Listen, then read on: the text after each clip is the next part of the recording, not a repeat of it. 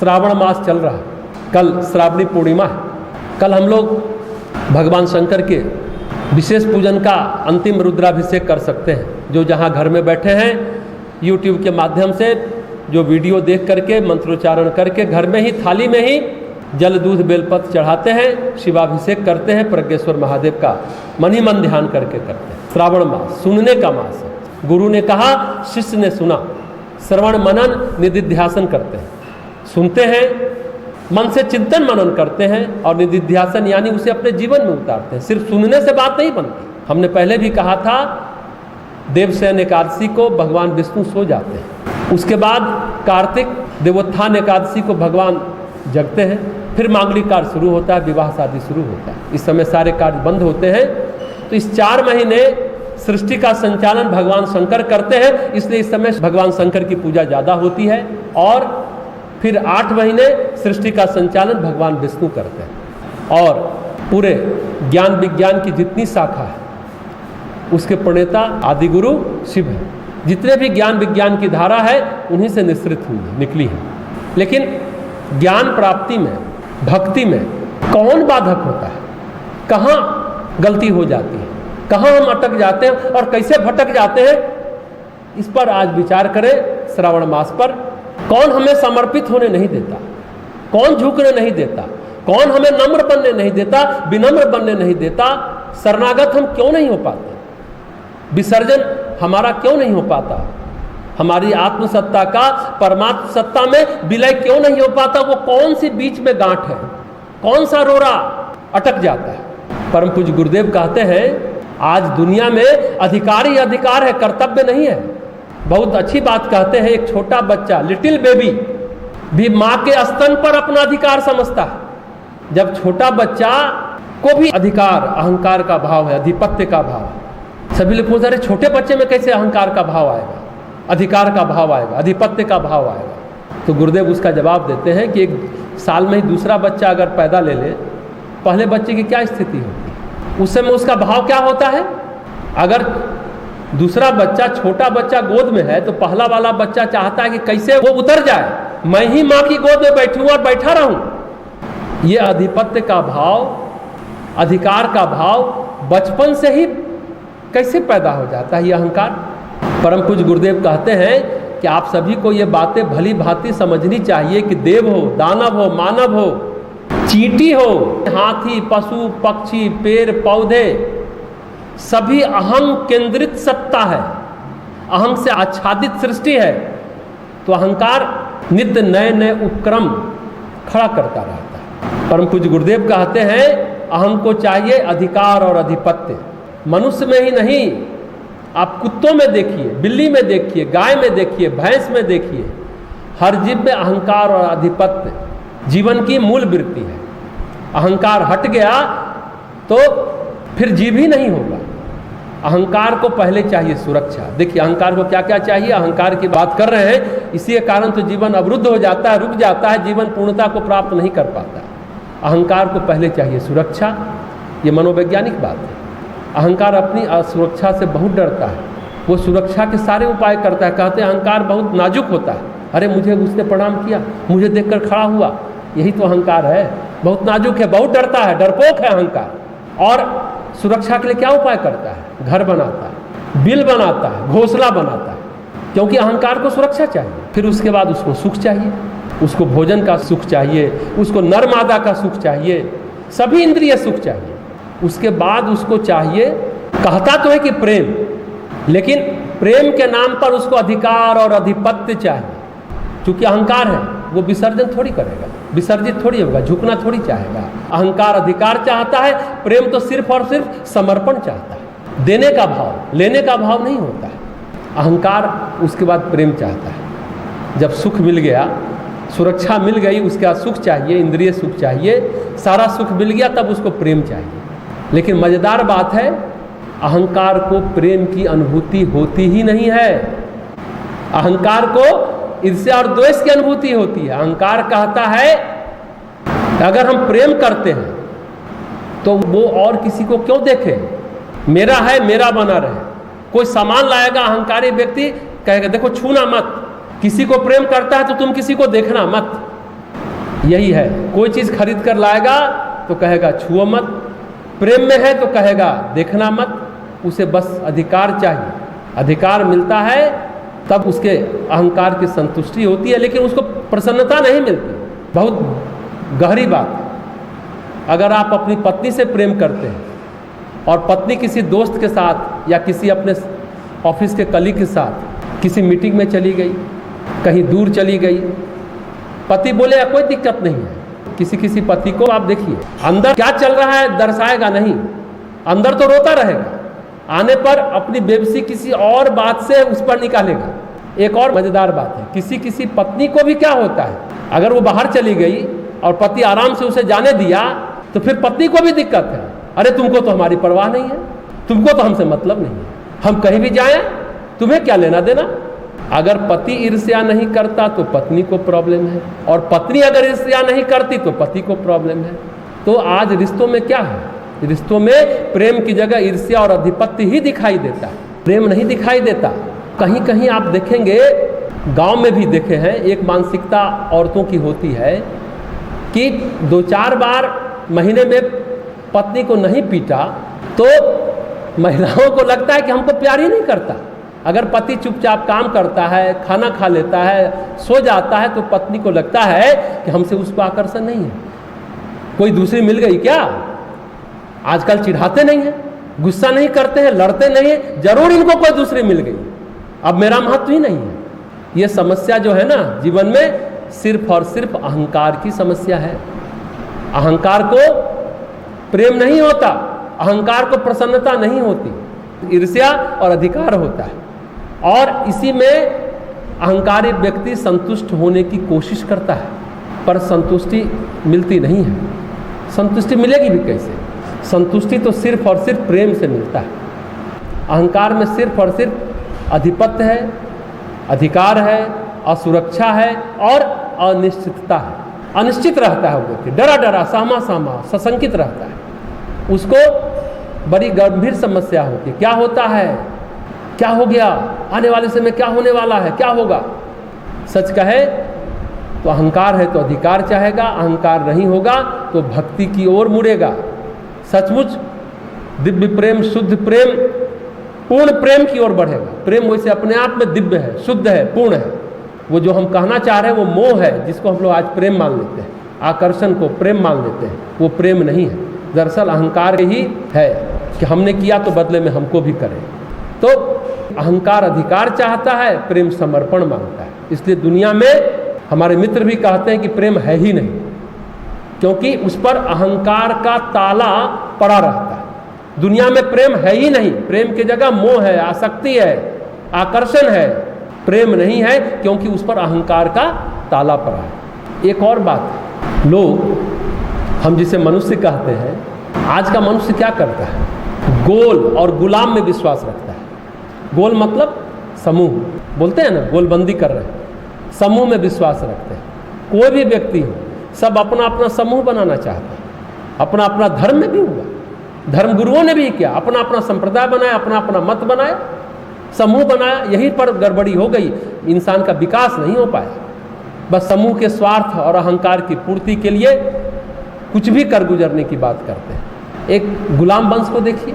अब मूल बात पर आइए, श्रवण मनन निधिध्यासन की बात कर रहे हैं। गुरु ने कहा, शिष्य ने सुना। उपनिषद की बात है कि गुलाम वंश को देखिए। मोहम्मद गौरी ने भारत को जीता और कुतुबुद्दीन ऐबक, जो इतिहास पढ़े होंगे मध्यकालीन भारत का इतिहास, जो उसका गुलाम था, उसको भारत का शासन देकर चला गया। उसके बाद इल्तुतमिश आया, गयासुद्दीन आया, बलबन, सब भारत में राजा हुए, अच्छे राजा हुए, लेकिन क्या कहलाए, गुलाम वंश। गुलाम वंश चला। क्यों चल गया?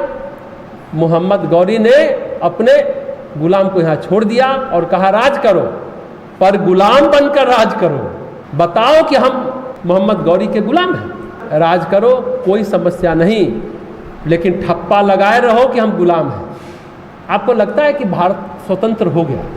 राजनीतिक स्वतंत्रता मिली, वैचारिक स्वतंत्रता मिली है भारत को? नहीं मिली। इसके लिए परम पूज्य गुरुदेव ने गायत्री परिवार की स्थापना की और कहा विचार क्रांति अभियान।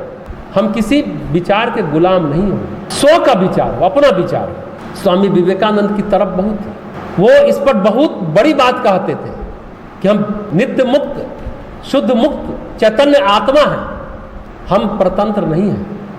सॉन्ग ऑफ सन्यासी में उन्होंने लिखा, आदर गुलाम पाए या कोरों की मार खाए, वो सदा गुलाम रहेगा कालिक का तिलक लगाए। आदर पाए गुलाम या कोरों की मार खाए, वो गुलाम ही रहेगा कालिक का तिलक लगाए। बहुत बहुत पीड़ा झलकती है इसमें, बहुत दर्द का एहसास होता है स्वामी विवेकानंद की बात में। और सच कहिए, गुरुदेव कहते हैं पीड़ा भी आपको मिल रहा हो या आपने आधिपत्य कायम किया हो, अधिकार कायम किया हो, दोनों में कोई भेद नहीं, बहुत अटपटा लगता है, लेकिन सत्य है। मेरा भी एक अनुभव है।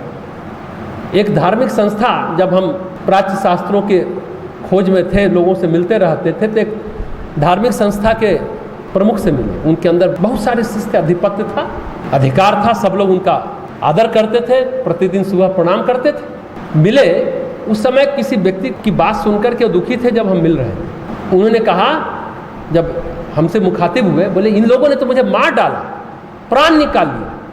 अरे हम सोचते थे इतने बड़े मठ के अध्यक्ष हैं, गुरु हैं, मुक्त आत्मा होंगे, मुक्ति का उपदेश देते हैं, जीवन मुक्त आत्मा होगी, फिर किन लोगों ने इनको मार डाला? फिर हमें लगता है इनके ऊपर भी कोई और है, इनका कोई आका है, और उनके इशारे पर लगता है ये काम करते हैं, घूमते हैं। कई उदाहरण हैं, प्रधानमंत्री हैं लेकिन उन पर कोई और अधिकार अधिपत्य जमाते रहते हैं, जो चाहे वो काम करवा लेते हैं। तो कहीं ना कहीं तो सब गुलाम है। कहने को तो प्रधानमंत्री है, कहने को तो अधिपत्य है, लेकिन जो चाहे मन के विपरीत भी उसे काम करा लेते हैं। तो पीड़ा और अधिपत्य में सचमुच कोई फर्क नहीं है।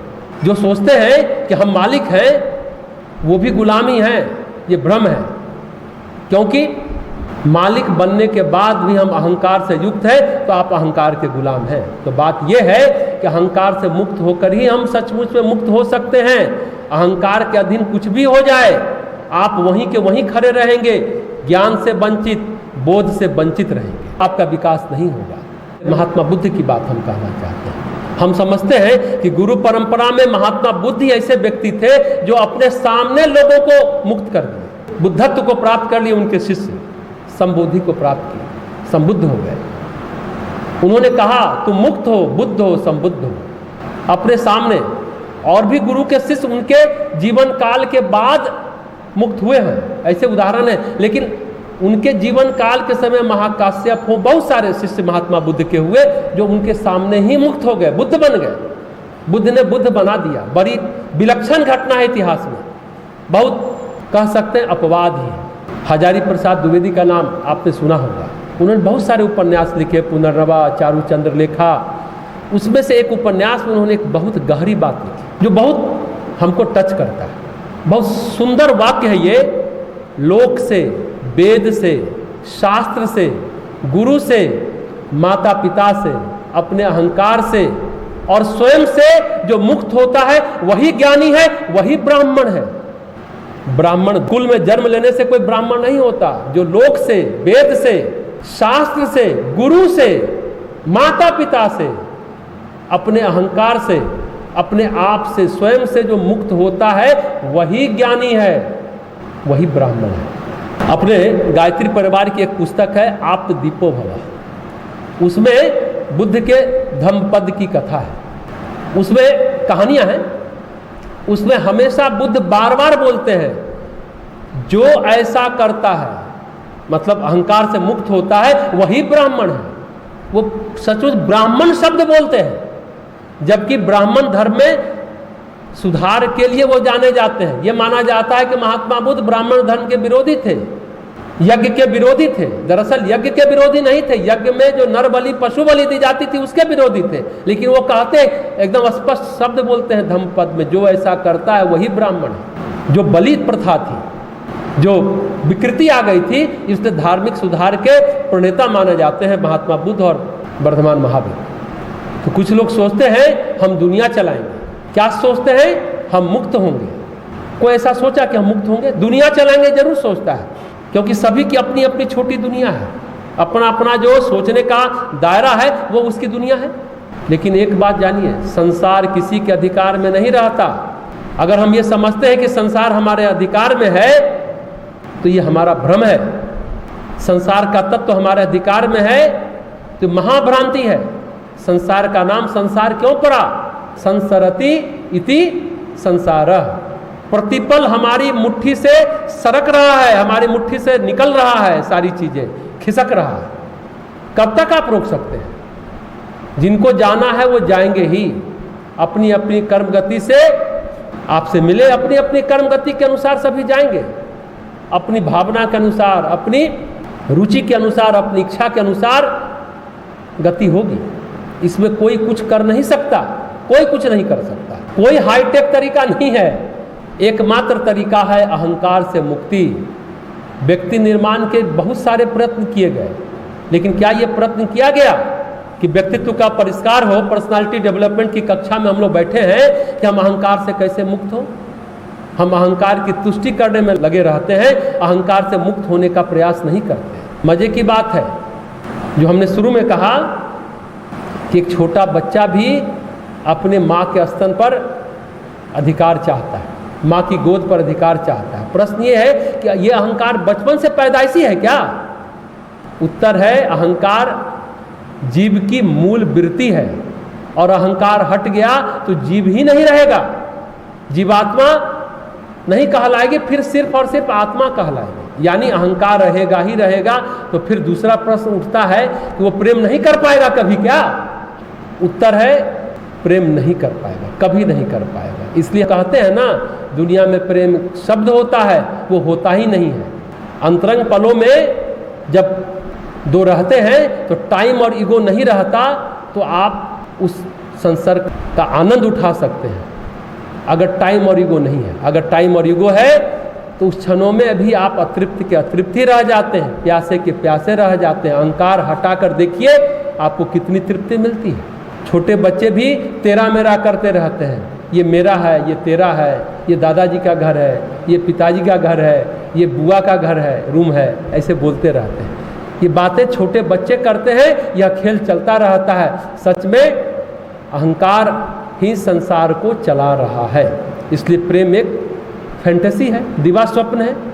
छोटे बच्चे को छोड़िए, हम तो 85-86 साल के लोगों को देखते हैं जिनका एक पैर कब्र में पड़ा है। उनका चिंतन संसार छोड़ने का नहीं, पकड़ने के लिए बैठे हैं, पकड़ने के लिए जुटे हुए हैं। आधिपत्य और बढ़े और बढ़े, हम हेड बन जाए। हम तो कहते हैं 85-86 साल क्या, मरने के बाद भी लोग नहीं छोड़ पाता। बातें बनाना अलग बात है, जितनी बातें बना लीजिए। इसलिए इस श्रावण मास जो चातुर्मास है, 4 महीना, ये इंट्रोस्पेक्शन का समय होता है, आत्मनिरीक्षण का समय होता है। क्योंकि वर्षा होती है, लोग इधर उधर नहीं जाते थे प्राचीन काल में, तो इसी समय सारे तीज त्यौहार होते हैं इस 4 महीने में। कार्तिक पूर्णिमा के बाद सब कर्म शुरू हो जाता है। ये 4 महीने पूजा पाठ का समय ही नहीं, आत्मनिरीक्षण, आत्म परीक्षण, आत्म समीक्षा और आत्म निष्कर्ष का समय होता है। तो वेदांत पढ़ लेने मात्र से कुछ नहीं होता, अच्छी अच्छी बातों को सुन लेने मात्र से कुछ नहीं होता। वेदांत चलता है विचार और विवेक पर। वेदांत के अनुरूप हमारी आपकी प्रकृति है क्या? लाख टके का सवाल यही है। हमारे अंदर विचार है, विवेक है क्या? जैसे तालाब में पानी के ऊपर काई लग गई, काई हटाते हैं तो पानी दिखता है, काई अलग पानी अलग दिखती है। ये होता है विवेक से। विवेक ऐसा होना चाहिए कि पानी और काई अलग अलग दिखने लगे, ऐसी साधना, ऐसी आत्मसमीक्षा होनी चाहिए। विचार भले ही कितने आप कर लीजिए, आपने बहुत पढ़ लिया, विचार का मतलब समझ से है, और विचार वो प्रक्रिया है जिससे विवेक को तीव्रता मिलती है, विवेक प्रखर होता है। विवेक दृष्टि है और विचार प्रक्रिया है।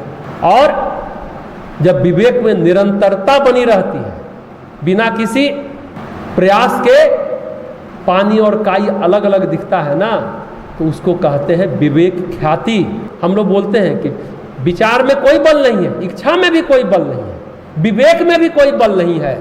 विवेक तो है कि सुबह उठना चाहिए, कितने लोग सवेरे उठते हैं बताइए? मालूम है विवेक है। जब उसके साथ धृति जुड़ती है ना, तो विचार विचार शक्ति बनता है, इच्छा इच्छा शक्ति बनता है। विवेक विवेक बल तब होता है जब धृति जुड़ती है। धृति क्या है? ये विचार, विवेक, इच्छा और प्राण तत्व के बीच का तत्व है धृति। प्राण से ऊर्जा लेकर विचार को विचार शक्ति, इच्छा को इच्छा शक्ति, विवेक को विवेक बल प्रदान करता है। ऐसी वो कहते हैं धारणा शक्ति धृति। पर जब विवेक ख्याति होती है तो विचार की तीव्रता, सूक्ष्मता बहुत बनी रहती है। विवेक तीव्र होता है तब उसमें हमेशा बल बना रहता है, तब विवेक ख्याति लागू होता है, तब अहंकार की गुलामी से व्यक्ति मुक्त हो जाता है। वेदांत कहता है इसलिए सभी चीजों को साक्षी भाव से देखो, बस क्या हो रहा है देखते जाओ, कोई प्रतिक्रिया मत करो। इस तरह से अभ्यास करेंगे हम लोग आत्म परीक्षण में कि साक्षी भाव से रहें, कोई प्रतिक्रिया न दे। इसी को कहते हैं तादात्म्य विसर्जन।